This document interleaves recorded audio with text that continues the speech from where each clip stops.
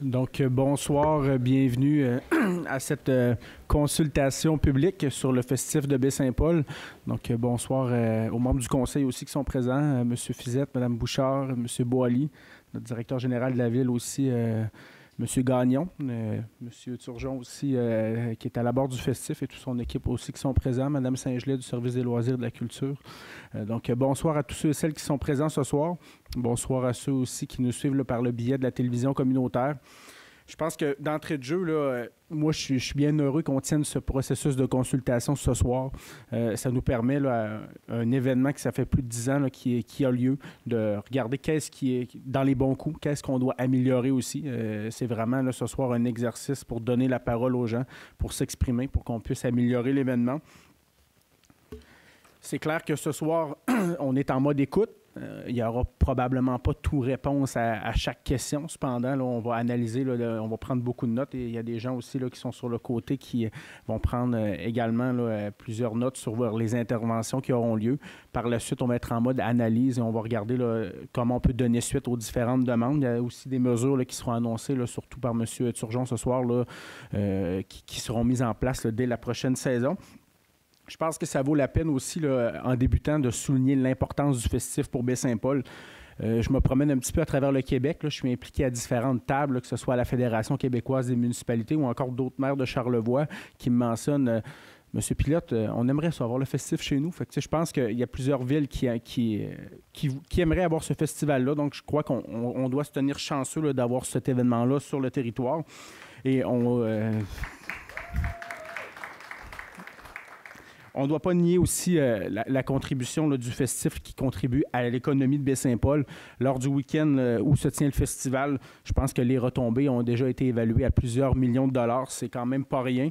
Et ça permet aussi aux gens de Baie-Saint-Paul qui viennent nous visiter. Il y a des gens de l'extérieur qui viennent nous visiter à d'autres moments de l'année. Et lorsqu'on leur demande pourquoi vous venez à Baie-Saint-Paul, ben j'ai entendu parler avec le festif. Fait que je pense que le festif, ça contribue largement à notre carte de visite. Il y a de la publicité qui est faite là, sur Baie-Saint-Paul par le biais de Touristes Charlevoix. Il y en a d'autres destinations Baie-Saint-Paul, l'Association des gens d'affaires et le festif aussi, ça contribue largement à notre carte de visite. Il y a des grands-parents, des parents aussi qui me mentionnaient qui sont bien heureux de voir leurs enfants, leurs petits-enfants descendre à Baie-Saint-Paul lors du week-end du festif. Donc, ça aussi, je pense que c'est quand même un fait là, à ne pas nier. C'est clair, on vit en collectivité. Hein? Fait que nous, les élus municipaux, on doit prendre des décisions dans l'intérêt collectif. Et je suis d'accord avec les gens, quand il y en a qui me disent que ça bouge plus pendant la fin de semaine du festif que ça bouge les autres week-ends de l'année. Bien, c'est vrai. C'est un constat qui est assez véridique. Cependant, l'événement, ça dure 3-4 jours durant l'année. Et il ne faut pas oublier qu'il y a de nombreux citoyens de Baie-Saint-Paul aussi qui participent au festif. Ce n'est pas seulement que des gens de l'extérieur. J'y vais à chaque année et je croise plusieurs personnes de Baie-Saint-Paul. Et ces gens-là, ils ont le droit aussi là, d'avoir ce festival-là dans leur ville. Est-ce que Baie-Saint-Paul pourrait vivre avec le festif pendant 2 semaines, 3 semaines ou encore tout l'été? Bien, je pense que la réponse est non. Est-ce que le festif pourrait grossir encore? Je pense aussi qu'on peut répondre non à cette question-là. Le vivre ensemble et la qualité de vie, c'est important pour nos résidents de Baie-Saint-Paul et c'est pour cette raison qu'en partenariat avec le festif, on est plus en mode consolidation qu'en mode croissance. L'événement a été en mode croissance pendant plusieurs années, mais maintenant, c'est le temps de consolider l'événement. Est-ce qu'on peut faire plaisir maintenant à nos citoyens pendant quelques jours durant l'année? Bien, ça, je pense qu'on peut répondre facilement oui à cette question. Loin de moi, en tant que maire de la ville, de dire qu'on peut permettre tout sur le territoire de Baie-Saint-Paul, mais je suis d'avis, par contre, qu'on peut faire preuve quand même d'une certaine tolérance. Le festif est un événement qui est exceptionnel et la collaboration avec l'organisation du festif entre la ville est aussi exceptionnelle. D'ailleurs, le conseil municipal doit donner son autorisation pour chacune des activités qui se déroulent dans la programmation de l'événement. C'est donc faux de dire que le festif a les clés de la ville durant ce week-end. Je suis convaincu que les annonces qui auront lieu aujourd'hui et que le festif mettra en place par la suite en partenariat avec la ville, bien, que ça sera positif pour le territoire et pour la sécurité des gens sur le territoire de Baie-Saint-Paul. En terminant, je suis quand même assez convaincu aussi que les commentaires qui vont être véhiculés ce soir, ça va nous permettre d'améliorer cet événement. Et en même temps, tout passe par le dialogue. Moi, j'ai aucun problème à ce qu'on vienne nous faire des commentaires, des pistes d'amélioration, mais je crois qu'il faut en discuter dans le respect. Et une chose est claire, on va continuer d'améliorer la plus belle ville du Québec, qui est Baie-Saint-Paul. Merci.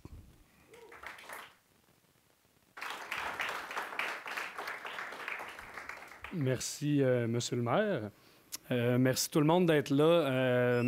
Puis honnêtement, c'est un exercice important pour nous, puis on le fait pas parce qu'on nous a forcé le bras, au contraire. Nous, en fait, pour vous mettre en contexte, on a eu un exercice de planification stratégique de 2022 à 2024, et un des enjeux qu'on a identifié, c'est la croissance de l'événement, c'est la gestion de cette croissance-là. Puis c'est aussi, pour nous, une des réponses, parmi plusieurs, c'est de consulter la population, de retourner vers la communauté. On le faisait au début, c'est notre 4e consultation publique, donc c'est important pour nous de refaire cet exercice-là pour nous permettre de planifier ce qui s'en vient avec notre festival. Je pense que l'année dernière, c'est une édition spéciale, puis j'ai parlé à mes collègues en événement, puis ça a été une édition spéciale pour tout le monde. On était en relance, il y avait un peu le facteur fin de COVID qui fait que les événements ont eu des records d'achalandage. Il y a eu un intérêt vraiment croissant pour participer à ces événements-là. Donc, il y a aussi un contexte l'année dernière qui a rendu les choses un peu différentes, mais on a tiré je pense qu'on a tiré des leçons de ça. Donc, nous, on est vraiment ici aujourd'hui dans un processus d'amélioration continue. Donc, on a déjà des mesures qu'on vous annonce. Nous, il faut trouver l'équilibre, évidemment. Donc, il faut trouver comment pallier à certaines insatisfactions, certains débordements, mais en même temps, on doit toujours se rappeler qu'il ne faut pas non plus affaiblir l'expérience qu'on veut offrir. C'est cette expérience-là qui fait que les gens se déplacent de partout au Québec, même on en a de plus en plus de l'extérieur du Québec. Donc, c'est toujours... Notre objectif, c'est de trouver l'équilibre là-dedans, finalement. Puis je pense tranquillement, on trouve cet équilibre-là. On n'aura pas les réponses à tout ce soir. On n'a pas toutes les solutions. On n'a pas trouvé des solutions à tout encore. Je pense qu'on n'est pas... on n'a pas réponse à tout présentement, mais l'objectif, c'est d'amorcer cette réflexion-là de façon continuelle. Juste avant de commencer, je vais en profiter pour les gens qui connaissent moins l'équipe, donc c'est souvent moi qui est devant le micro. Je ne me suis pas présenté d'ailleurs, Clément Turgeon, directeur général du festif. Et je vais vous présenter mon équipe aussi qui travaille super fort et qui est impliquée avec nous dans cette réflexion-là. Il y a Guillaume Lambert, directeur à la logistique et aux opérations. Stéphanie Gingras, directrice aux communications. Anne-Marie Dufour, directrice de production, également au développement durable et coordonnatrice au festif à l'école et au cabaret festif. Donc, elle porte plusieurs chapeaux. J'allais présenter Gilles Gagnon, directeur général de la Ville, qui n'est pas dans l'organisation du festif. Il y a Florence Côté aussi là-bas qui est dans l'équipe logistique et qui est aussi sur le festif à l'école, donc qui revient d'ailleurs d'un spectacle à Québec dans une école. J'ai aussi les membres du conseil d'administration qui sont une partie des membres qui sont dans la salle, Laurence Besson, Simon Galarno, Jacques Lévesque, Gabriel Ouellette-Fortin, Marc Veillette et je crois que c'est ça. Est-ce que j'oublie quelqu'un? Non. Donc voilà, le festif, c'est un conseil d'administration, c'est une équipe. Il y a aussi à peu près 200 personnes, des contrats autant d'été que des temps partiels pour faire cet événement-là. Donc, il y a quand même une grosse équipe derrière ça pour en arriver à livrer ça. Beaucoup de bénévoles aussi dans la communauté. Et juste avant, juste avant de parler déjà des premières mesures, les modifications qu'on apporte dès cette année, peut-être une mini mise en contexte du festival. Là, je pense que Mickaël l'a bien dit. Donc là, on a 13 éditions de fait. Donc, on s'en va vers la 14e édition. Notre objectif, ça a toujours été, on est de plus en plus, on a un modèle qui priorise le développement durable dans tous les sphères du développement durable, que ce soit écologique, que ce soit le social, économique et tout ça. Donc, ça reste une priorité. Donc, cette consultation-là est vraiment, je pense, en phase avec ces objectifs-là. Je pourrais dire 1001 statistiques sur le festif, mais je pense que c'est pas ça l'objectif de la rencontre. C'est beaucoup axé sur la communauté et justement, dans les dernières années, on a voulu prendre des mesures pour se rapprocher de la communauté. Donc, on était beaucoup axé sur notre développement. Et peut-être avant de parler des mesures, peut-être rappeler justement un peu les actions qu'on a posées pour se rapprocher justement de notre communauté, des citoyens, tout ça. Donc, on a augmenté la programmation gratuite. Donc, on est rendu à peu près à 45 % de la programmation qui ne nécessitent pas de billets. Ça, quand on a pris la décision, c'était pour permettre justement aux citoyens qui sont peut-être pas assez vite sur le piton pour prendre des billets qui se font très rares, de participer quand même. Puis que les gens aussi qui n'ont pas le budget pour le faire puissent le faire. La prévente locale c'est une des premières actions qu'on a fait pour un peu stopper cette croissance-là. Donc, ça permet maintenant à peu près on a à peu près 50% des billets qui sont réservés exclusivement aux gens de Charlevoix. Donc, sur preuve d'une résidence de Charlevoix. Donc, ça, c'est une mesure qui nous permet de baisser un petit peu le ratio des gens qui viennent de l'extérieur, donc d'avoir plus de gens d'ici, de mieux accueillir les gens de l'extérieur. Les tournées de porte, le festival école, le cabaret festif, ça, c'est des projets qu'on a mis de plus en plus de temps pour développer ça. C'est des projets vraiment en grande partie pour la communauté. Festif à l'école est un super bon exemple. Donc, on a une politique d'approvisionnement de fournisseurs locaux également. On s'implique dans d'autres événements, dont le marché de Noël et Illumine Baie-Saint-Paul. Donc, ça vous montre une partie des actions qu'on a déjà posées pour se rapprocher un peu, travailler davantage avec la communauté. Donc, par la suite, aussi, juste avant de peut-être parler des actions qu'on pose dès cette année, c'est important de dire qu'on fait tout ça en consultation. Je pense que M. le maire l'a bien dit, en consultation avec la Ville. Donc, on a créé, de pair avec la Ville, un comité consultatif. Il y a donc des employés, des conseillers de la Ville. Il y a des membres du festif qui sont sur ce comité-là et on se rencontre quelques fois par année, entre autres pour faire l'analyse de nos demandes, le faire avec la Ville, d'étudier certains dossiers plus précis. Entre autres, on a aussi un comité, on a des rencontres de sécurité. Il y a des membres de la Ville, donc sécurité incendie, sécurité publique. Il y a différents intervenants, dont la Sûreté du Québec, les ambulanciers, le MTQ à l'occasion. Donc, c'est avec eux vraiment qu'on développe les plans de sécurité. Il y a beaucoup de gens qui nous ont parlé de certains irritants. Il y en a beaucoup qui sont en dehors des sites du festif. Donc, c'est vraiment là, nous, où le travail, la collaboration avec la Sûreté du Québec est importante, parce que c'est la Sûreté du Québec, entre autres, qui peut nous permettre de mieux contrôler ce qui se passe en dehors des sites du festif. Donc, les premières mesures, puis il n'y en a pas 40, mais il y en a quand même quelques-unes. Puis ça, c'est pour montrer aussi qu'on est un peu à l'avant. Là. Je pense qu'on veut commencer déjà à poser des actions avant qu'il soit trop tard. Donc, je vais vous présenter les différentes mesures. La rencontre n'est pas super longue, vous allez voir. Là, le but, c'était d'avoir le temps d'échanger avec vous, d'avoir vos commentaires, suggestions, d'échanger ensemble pour voir qu'est-ce qu'on peut améliorer de plus. Donc, on s'est fixé différents objectifs, entre autres en termes de programmation. Donc, l'année dernière, on avait ajouté les journées du dimanche. Normalement, les journées, le dimanche, se terminait au quai assez tôt, vers midi.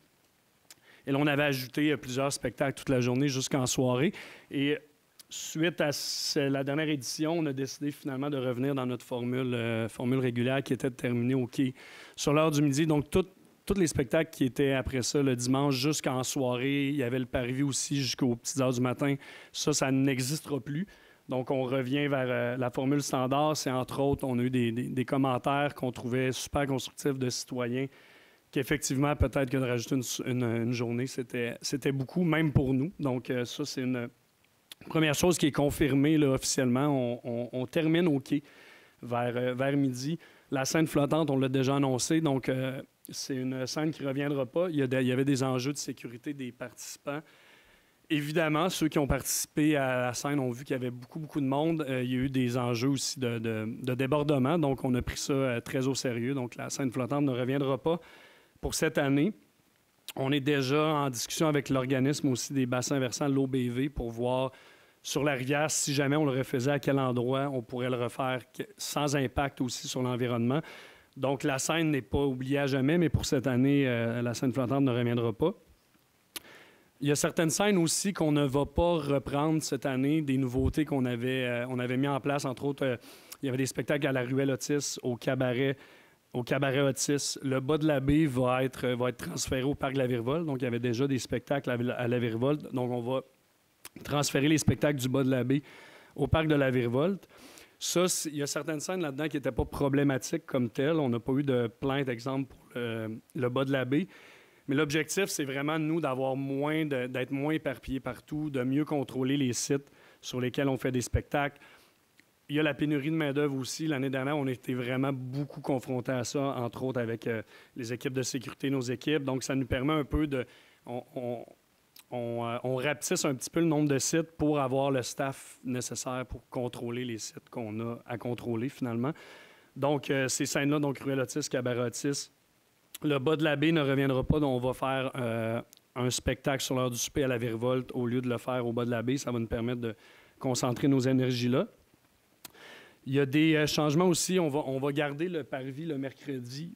Pour nous, c'est important parce que c'est un peu une soirée on ouvre le parvis vraiment pour les gens d'ici le mercredi. C'est vraiment la seule raison pourquoi on ouvre le parvis le mercredi. Cependant, on va réduire un petit peu l'heure d'ouverture. Donc, l'année dernière, il y avait beaucoup de musique jusqu'à très tard. Donc là, on va respecter le couvre-feu au niveau de la musique. Le parvis va rester ouvert, mais ça ne sera pas le même déploiement que l'année dernière, le mercredi, pour justement permettre aux citoyens de ne pas avoir enduré de la musique trop tard le mercredi également.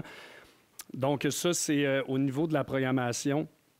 C'est ça. Il y a d'autres changements là, un peu plus mineurs dans l'horaire, mais entre autres, il y en a qui doivent connaître les parades de fanfare.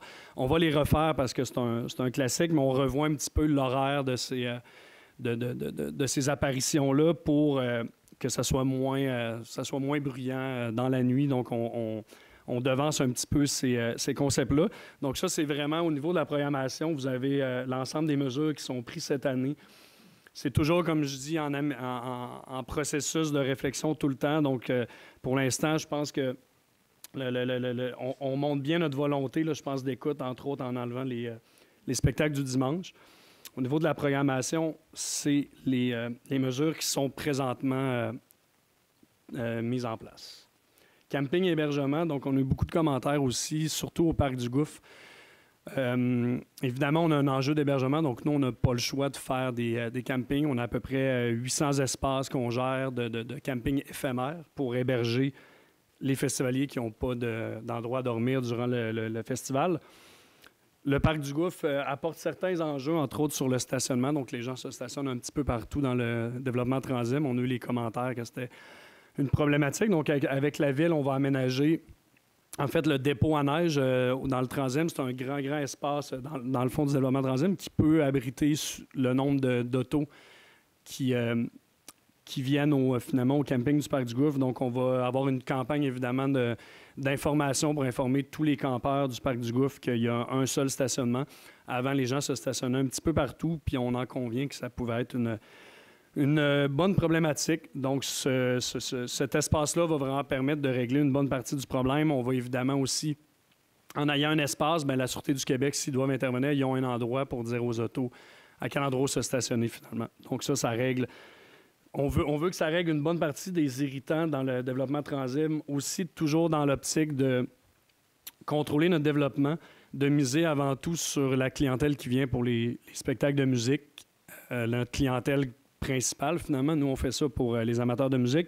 L'hébergement, le camping, en fait, normalement, était accessible un peu à tout le monde. Maintenant, ça va demander une preuve de billets. Donc, on veut s'assurer que les gens qui utilisent les espaces de camping du festival, c'est des festivaliers qui ont des billets. Ça nous permet aussi d'éviter que certaines personnes viennent sans billets, restent dans le camping. Puis c'est souvent cette clientèle-là, malheureusement, qui est un petit peu plus difficile à contrôler. Donc, c'est une autre mesure au niveau des campings pour que ça se déroule mieux, finalement.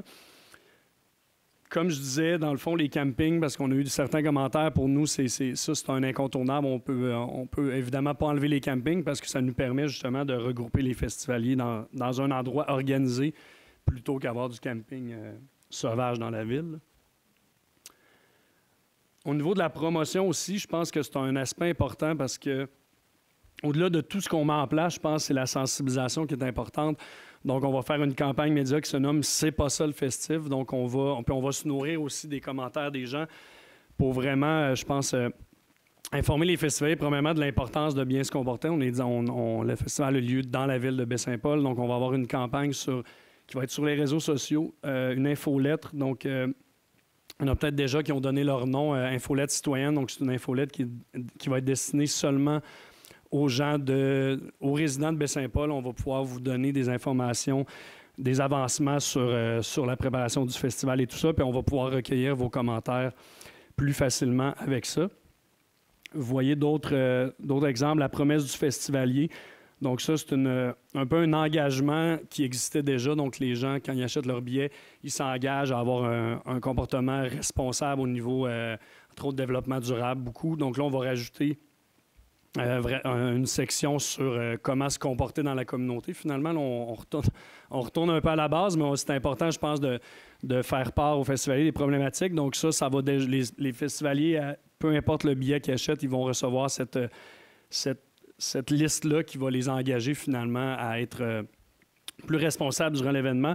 On va aussi offrir la possibilité, s'il y a certaines personnes qui le demandaient, là, sur tous les terrains vraiment, vraiment au centre-ville, des panneaux de sensibilisation. Donc ça c'est un projet qui est en cours, donc on va en reparler plus en détail plus tard. Mais des panneaux justement pour sensibiliser les festivaliers à l'importance de respecter les terrains privés, évidemment, des gens. L'instauration du don durable aussi. Donc, les gens, lorsqu'ils vont acheter des billets, pourront cotiser un montant supplémentaire, une contribution pour le don durable. Dans le don durable, ça nous permet, entre autres, justement, de travailler des projets comme la promesse du festivalier ou des campagnes citoyennes. Donc, ça va nous permettre, entre autres, de financer quelques-unes des actions qu'on va mettre dès cette année. Il y a plusieurs petits ajouts aussi. Puis, tu sais, la section d'hiver, ça va être entre autres là, je pense qu'on va bonifier beaucoup au fil des discussions. Entre autres, des ajouts de toilettes, des îlots sanitaires. Donc, on a déjà eu beaucoup de discussions avec des citoyens, des commerçants sur les enjeux d'accès aux toilettes en bordure des sites du festival. On pense entre autres la rue Leclerc, la rue Sainte-Anne, la rue Saint-Jean-Baptiste. Après le pont, on en avait déjà dans la première partie. Dans le coin Leclerc aussi. Donc, on veut vraiment ajouter des îlots, finalement, pour que les gens puissent avoir accès plus facilement et éviter justement des incidents, des fois un peu malheureux pour les résidents.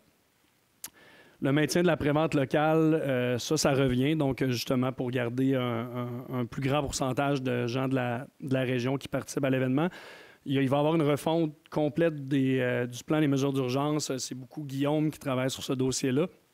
Ça, le PMU qu'on appelle, c'est vraiment nos procédures, entre autres en cas d'évacuation. L'année dernière, on a eu beaucoup d'évacuations, ce qu'on n'a jamais vécu en 13 ans. Ça apporte certains enjeux. Il y a eu certains débordements, justement, chez des citoyens, chez des commerçants. Donc, le PMU permet, entre autres, de mieux réfléchir à nos procédures d'évacuation. Le PMU aussi va nous permettre d'avoir justement un meilleur plan de communication avec la Sûreté du Québec, avec le service, les agents de circulation, entre autres, les agents aussi de sécurité. Donc, c'est vraiment à nous d'engager les équipes de sécurité. Donc, le PMU va être aussi super utile pour l'équipe de sécurité.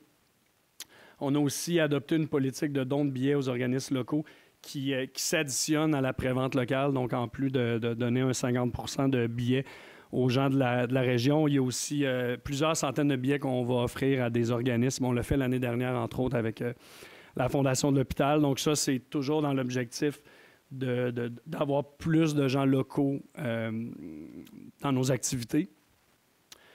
Vous voyez, il y a plusieurs points. Puis aujourd'hui, on est le 31 janvier. Il y aura sûrement d'autres améliorations d'ici le lancement de programmation, d'ici le festif aussi.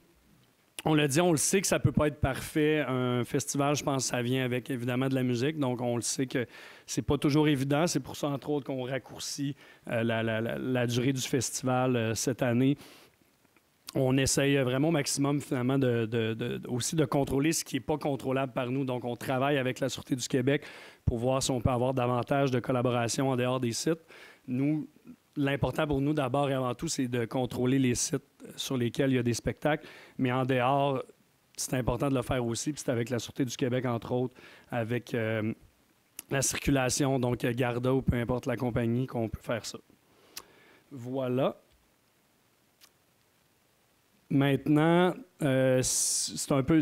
Je ne sais pas si tu voulais rajouter quelque chose. Oui, ben c'est ça. Juste avant qu'on ouvre le micro pour les gens qui sont dans la salle, mentionner, c'est ça, que le festif a quand même une certaine responsabilité, mais c'est clair que la ville aussi, là, qui s'occupe de la gestion du territoire, a aussi la sienne.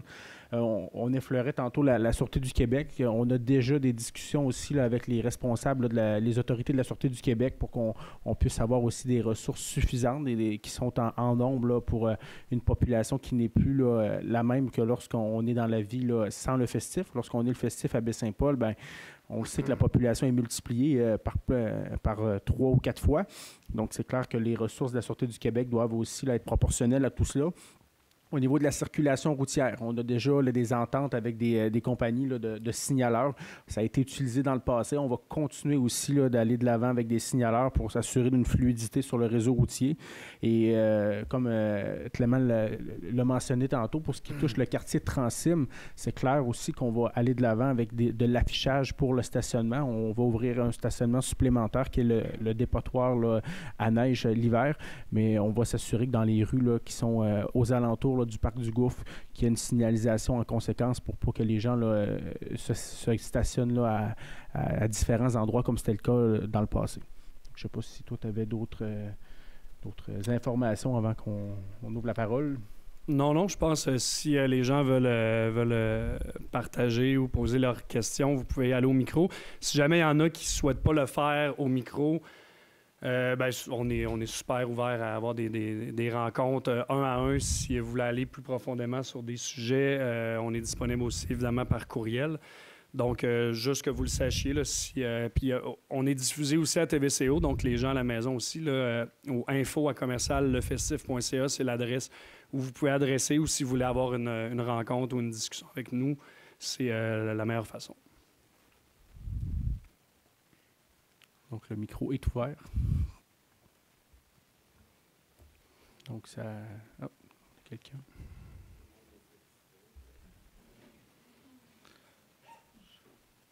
Oh, je vais juste s'assurer que le micro soit ouvert, par exemple. Je pense qu'il n'est pas... Je vous demanderai aussi de vous identifier, là, de vous nommer aussi, s'il vous plaît. Attendez, on va avoir un petit soutien technique. Je crois que c'est OK. Oui. Bonsoir. Mon nom est Marc Laforge, avec ma conjointe Brigitte Cloutier. On habite au 34 rue Ambroise-Fafard. On est donc à côté du gîte aux petits oiseaux. On est au cœur, si on veut, du festif. On le vit très, très bien. On aime bien ça. On a eu même droit, nous, presque dans notre cour, à un événement surprise au gîte des oiseaux. Ouais. Ça s'est très bien passé. Le propriétaire à côté nous a avisé un peu à l'avance, comme ça, on n'était pas surpris autant de la surprise, mais ça a très bien été. Puis les gens se comportent très bien, on n'a aucun problème avec ça. C'est juste une petite suggestion, si le budget le permet. La place Desjardins, il y a énormément de gens. On est allé à un spectacle au-delà de 5000 personnes. Et c'est extrêmement difficile de voir ce qui se passe à l'avant parce que tout le monde est debout, bien entendu. On va entendre comme tout le monde, mais si on n'est pas à l'avant, on ne voit pas grand-chose. Donc, si le budget le permettait d'avoir une caméra et un écran, comme ça, tout le monde pourrait le voir, puis tout le monde serait content. Merci. Merci. Merci de la suggestion. C'est pris en note. Est-ce qu'il y a d'autres commentaires? Puis comme je disais aussi, s'il y en a qui veulent aussi plus s'entretenir avec nous après, on est disponible, évidemment, pour parler. Oui? Moi, j'ai juste envie de vous dire bravo pour votre posture d'écoute, puis de tout ce que vous mettez en place. Là. J'ai juste envie de vous dire bravo pour ça. Puis peut-être une suggestion que popé, je ne sais pas si ça se dit. J'aime pas trop les caméras. Mais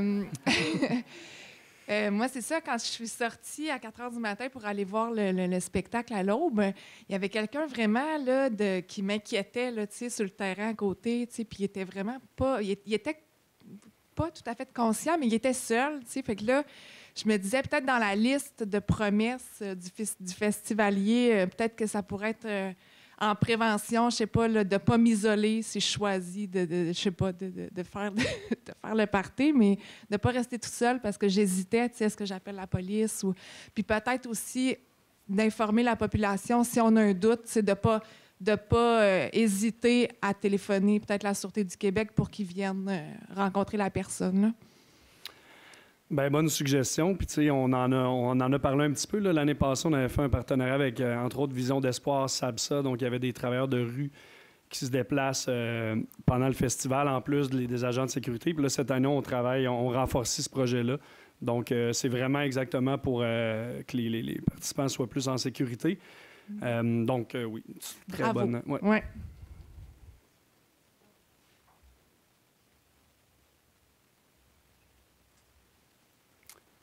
S'il n'y a pas d'autres questions, j'imagine qu'on peut lever. Oui?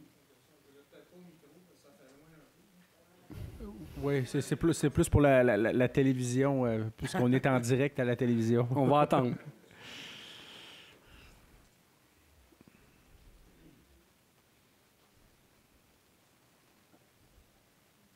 Oui, bonjour, Olivier Mailloux. C'est une question de clarification. Vous avez parlé de l'heure de couvre-feu à un certain moment, mais vous n'avez pas mentionné d'heure. Oui, dans le fond, ben, ce qu'on parlait, il y a le mercredi, là, dans le fond, l'heure de... Nous autres, qu'on arrête le parvis, ça va être à 11 h, la musique plus forte. Les autres jours de la semaine, on ne change pas le couvre-feu. Il y a un set d'après-festif là, qu'on avait fait l'année dernière. On l'avait déplacé au Pit à sable, là, dans les côtes de l'Équerre, justement pour éloigner un petit peu le bruit. C'est sûr que nous, le gros enjeu de dire, exemple, qu'on arrête tout à la fin de Desjardins, c'est qu'on se ramasse avec plusieurs milliers de personnes dans les rues.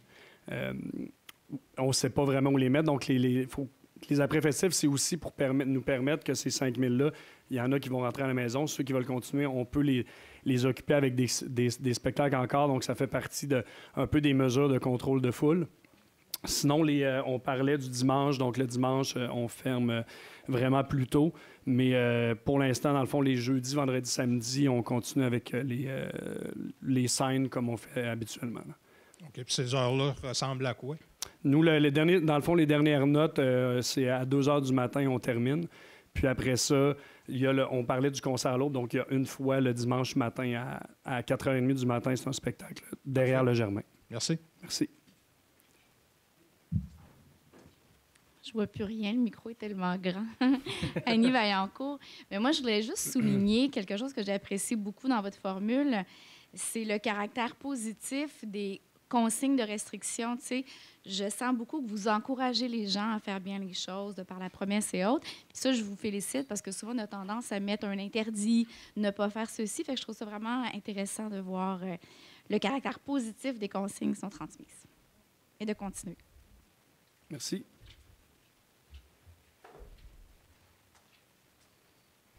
Autre commentaire?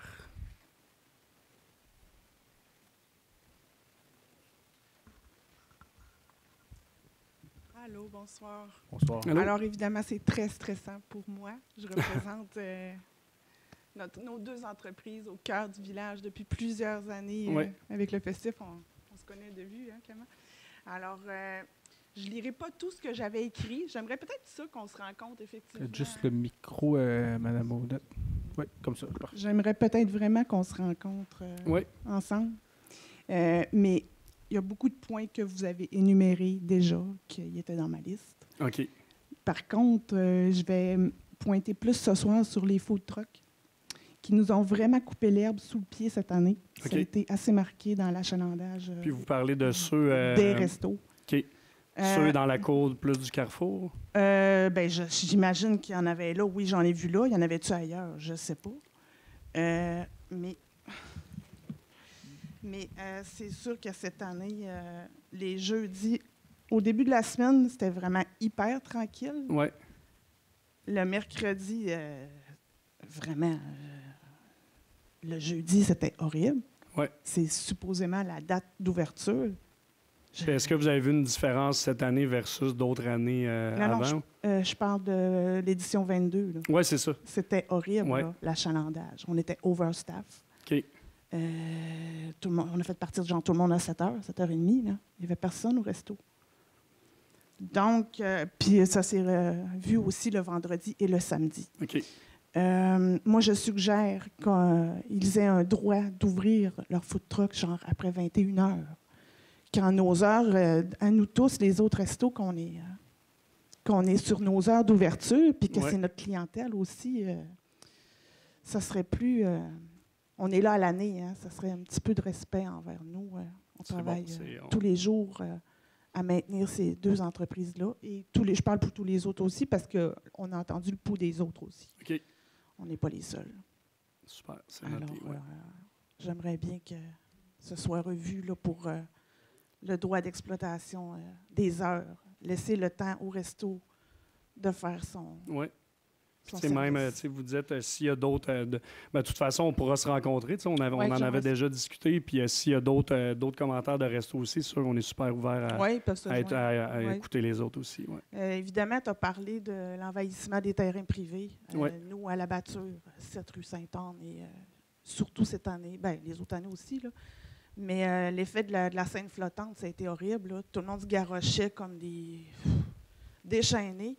Vous aviez des gens sur le terrain en arrière, vu que vous êtes proche de la rivière. Okay. Oui. Ils descendaient chez nous, ils remontaient chez nous, garochaient leur stock, de la bière, sur nos voitures, et remontaient. On disait aux gens, non, vous ne pouvez pas monter là, vous ne pouvez pas descendre là, c'est pas sécuritaire en plus, ça tombe comme ça.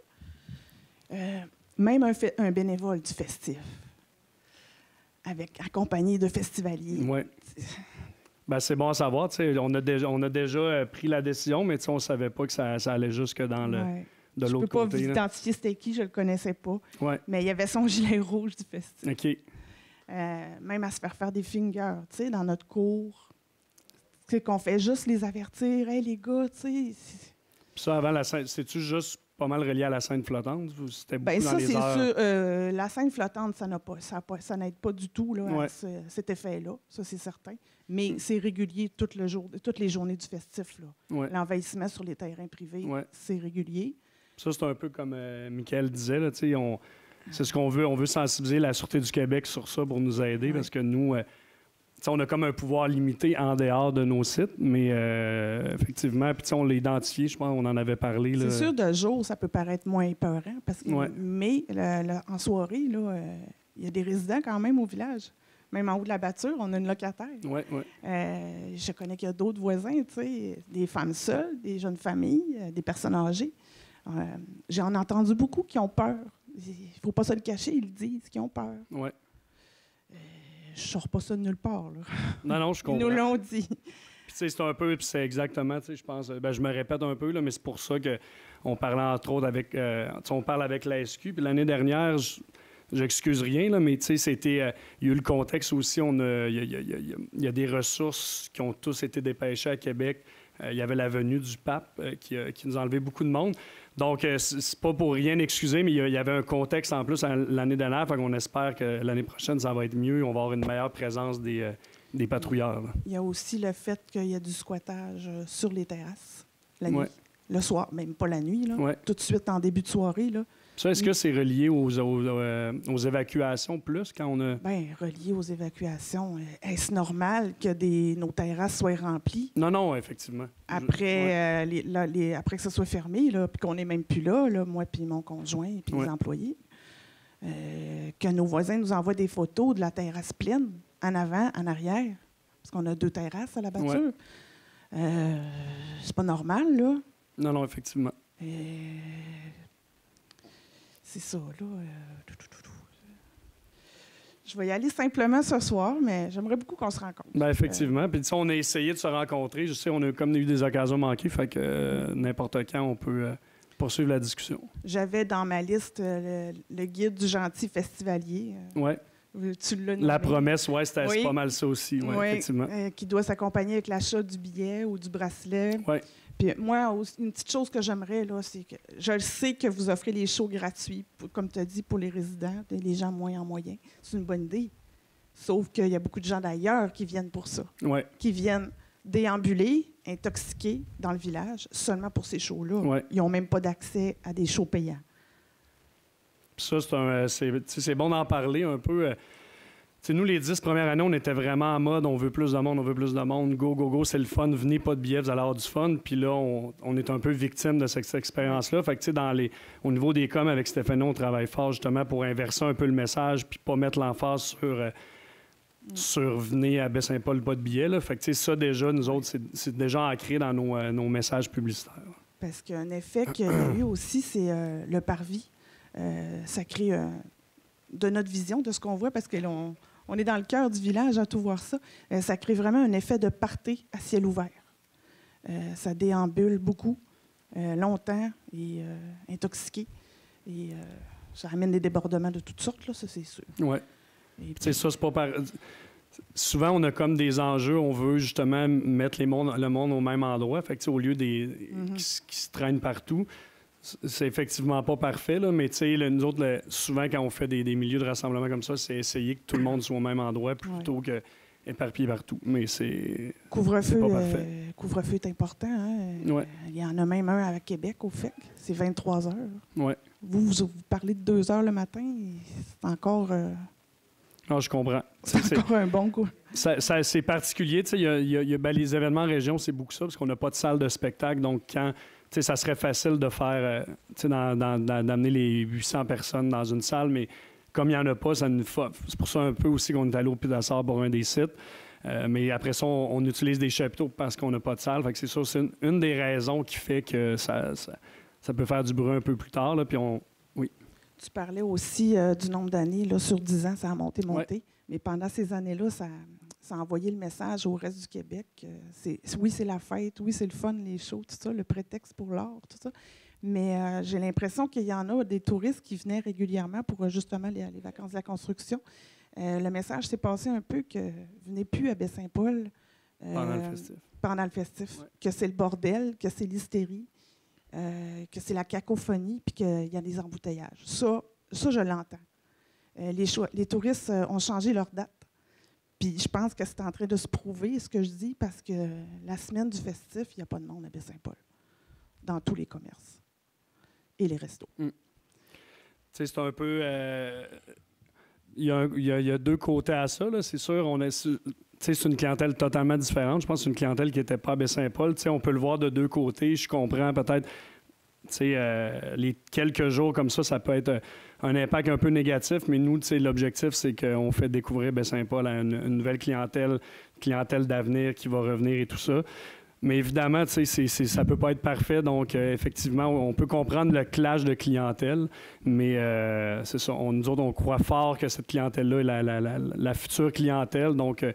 c'est ça aussi qu'on essaie de dire aux gens, là, c'est de le voir peut-être dans une perspective un peu plus globale que durant ces quelques jours-là. Mais je suis tout à fait d'accord moi-même. Je veux dire, quand j'avais 16-17 ans, je n'ai jamais vu autant de jeunes parler de Baie-Saint-Paul. Fait que c'est sûr qu'il y a un clash évident. Là. Je vais m'arrêter là. C'est bon. Merci beaucoup. Mais ça me fait plaisir qu'on en parle plus longuement. Merci de nous avoir donné l'opportunité. Ça fait plaisir. Même à nous. On est content d'en avoir eu, c'était notre objectif. Et si je peux me permettre, c'est ça, je pense que ce soir, c'est ce qu'on veut, c'est d'avoir le pouls au niveau des gens, autant le positif, autant les points améliorés. Et pour ce qui est de l'aspect sécurité, là, je vais être clair ce soir, on n'est pas dans le déni. En même temps, la Ville, les organisateurs du festif aussi, on prend nos responsabilités. Je le mentionnais plus tôt ce soir, avec la Sûreté du Québec, il y a des discussions. Il y a eu l'an dernier la visite papale à Québec qui a fait en sorte, c'est ça, il y a des ressources qui ont été affectées là, pour cet événement d'envergure. On a quand même une excellente collaboration avec les autorités de la SQ et on va travailler aussi pour que les ressources soient bonifiées. Clément me corrigera, mais je pense aussi cette année sur les événements du festif aussi, il y aura des agents de sécurité en nombre plus important que les éditions précédentes. Au niveau du service incendie à la ville de Baie-Saint-Paul, les pompiers sont en vie de caserne, si on peut appeler ça comme ça, là, durant l'événement du festif. Fait que nous, on bonifie nos ressources là, en sécurité publique et incendie qui sont en mesure d'intervenir s'il arrive des événements majeurs là, malheureux sur le territoire. Au niveau des ambulanciers, des paramédicaux de la CETAC, le nombre de ressources est aussi bonifié. Pour la question du réseau routier, c'est vrai qu'il y a la circulation, il y a des gens sur le réseau, mais l'an dernier, honnêtement, là, je suis ça là, quand même sur mon cellulaire et les différentes ressources aussi là, qui coordonnent le tout, nous font des comptes rendus. Et l'an dernier, avec les travaux d'envergure qu'il y avait là, sur la 138, qui est quand même une artère majeure du réseau routier à Baie-Saint-Paul, ça a quand même bien été l'an dernier. Si on compte qu'il y avait des travaux d'envergure sur la 138, là, oui, il y avait des bouchons de circulation, mais pour traverser le centre-ville, là, ça allait quand même relativement bien. Fait que cette année, il va y avoir encore des signaleurs. Fait on travaille, on met des mesures en place pour essayer d'atténuer le tout. Est-ce qu'on est capable d'atténuer à 100 %? Bien, ça, c'est clair que c'est non, mais je crois que ce qui est mis en place, ça travaille à rassurer les gens et ce qu'on veut, c'est que ça soit sécuritaire d'être à Baie-Saint-Paul, que la qualité de vie aussi des citoyens là, soit optimale. Donc, on converge dans cette voie-là en partenariat avec les organisateurs du festif et je suis convaincu que cette année, on aura encore une belle édition et avec les différentes mesures là, qu'on pourra mettre en place, que l'édition sera bonifiée et améliorée là, comparativement aux années antérieures. Donc, je ne sais pas s'il y avait d'autres personnes qui désiraient prendre la parole avant qu'on conclue cette séance.